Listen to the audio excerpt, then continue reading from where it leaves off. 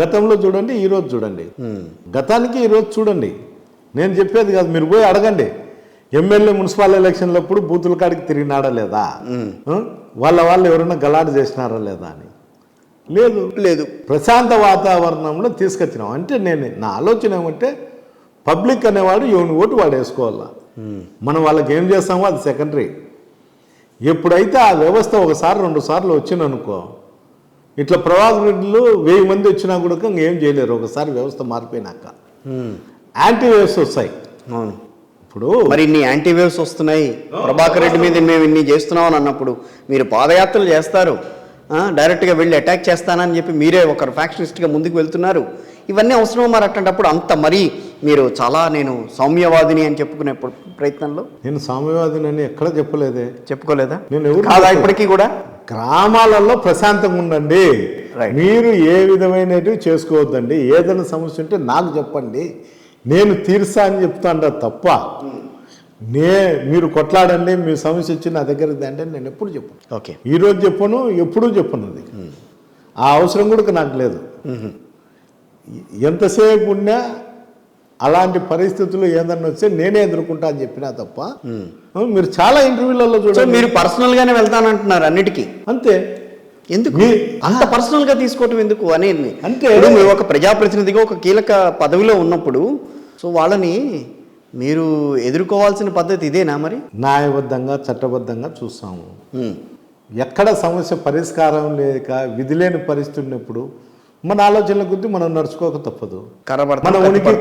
మన ఉనికి కోల్పోయేటప్పుడు ఉనికి నిలబెట్టుకోవడానికి ఎవరైనా ప్రయత్నం చేస్తారు. అది నేనే కాదు కానీ ఎవరైనా ప్రయత్నం చేస్తారు. దీంట్లో ఎలాంటి తప్పు లేదు. నేనేమనేది అంటే కాన్సెన్స్లో 2,40,000 మంది ఈ ఫ్యాక్షన్ వల్ల, ఇంకో గ్రామాల వల్ల, ఒక గ్రామంలో ఫ్యాక్షన్ పెడితే ఆ గ్రామం అంతా చెడిపోతుంది. అవును, ఇట్లా వీళ్ళందరూ చెడిపోయే బదులు నేను ఒకనే కదా చెడిపోతే, బాగుపడితే కాన్షియన్స్ అంతా బాగుంటుంది, చెడిపోతే నా కుటుంబం ఒకటే కదా చెడు. చాలా విశాల దృక్పథం మీదైతే. విశాల దృక్పథం కాదు కానీ ఆలోచన ఒక వ్యవస్థను మార్చాలా అనే ఒక ఆలోచనతోనే నేను పనిచేస్తాను తప్ప రెండోది లేదు. ఒకవేళ నేను ప్రభాకర్ రెడ్డి మాదిరో, నేను గతంలో ఉన్నటువంటి పెద్దారెడ్డిని అయితే ఈ ఆళ్ళకు ప్రభాకర్ రెడ్డి ఎప్పుడో పోయి వాళ్ళ ఊరు హైదరాబాద్ ఇంకోసారి చేరుకుంది.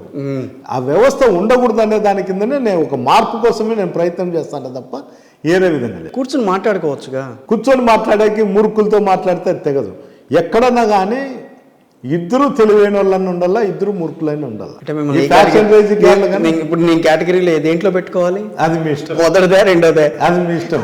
ఒకరు మూర్ఖుడు, ఒకరు తెలివైనడో, లేకపోతే ఒక మూర్ఖుడు, ఒకరు సర్దుకునే వాళ్ళు ఉంటే సమస్య ఎప్పుడు పరిష్కారం కాదు. నువ్వు ఎక్కడైనా చూడు, నేను చెప్పేది అబద్ధం కాదు. ఏంటికంటే నేను ఒక సబ్జెక్ట్ గురించి చంపిస్తా, ఈ ఊర్లో ఏంటికి మనం పెట్టేది, ఎవరినైనా మధ్యలో వాడిని ఏందన్నా పెట్టి సర్పంచం చేస్తామని. వాడెట్లయితాడు, వానికి బామార్ది, మా పార్టీకి సింపథైజర్ అయినంత వానికి ఇచ్చే కాదు అంటాడు. ఓకే, మనం ఏం చేస్తాం, ఆ గ్రామంలో కక్షలు ఉన్నాయి ఇప్పుడుంటూ ఎవరినో మీడియేటర్ని తెచ్చిపెడితే ఆ కక్షలు పోతాయనే ఆలోచన మనకు ఉంటుంది. అవతలోడు ఒప్పుకోడు. దాని పరిస్థితి ఏ విధంగా పరిష్కారం చేయాలో చెప్పు. ఇద్దరు తెలివైన వాళ్ళు, లేకపోతే ఇద్దరు భయస్తుల్లో, లేకపోతే ఇద్దరు మూర్ఖులైనా కూడా ఏం కాదు. దీంట్లో ఇద్దరు కొట్టుకొని వస్తాంటారు అంతే, ఇద్దరు మూర్ఖులైతే. లేకపోతే ఇద్దరు మూర్ఖులైతే ఎవడో ఒకరు చెప్తారు.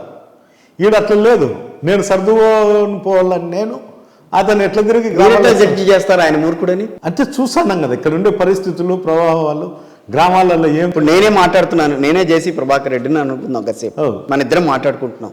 నేను చాలా విషయాల్లో మీతో సంయమనంగా వెళ్తానంట, మీరు వెళ్ళగలరా? అది న్యాయబద్ధంగా చట్టబద్ధంగా ఉంటే ఖచ్చితంగా వెళ్తాను.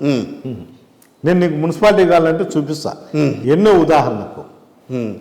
అతను ఒకసారి కౌన్సిల్లో దాన్ని ఒప్పుకోడు, బైకాట్ చేస్తాడు. మళ్ళీ పబ్లిక్ ఎమ్మెల్యే చెప్పినాడు మేము ఎమ్మెల్యే అడ్డం వేస్తామంటే చెప్తా అంటాడు. అంటే కౌన్సిల్లో జరిగేది అతనికి ఎవరికి తెలియదు.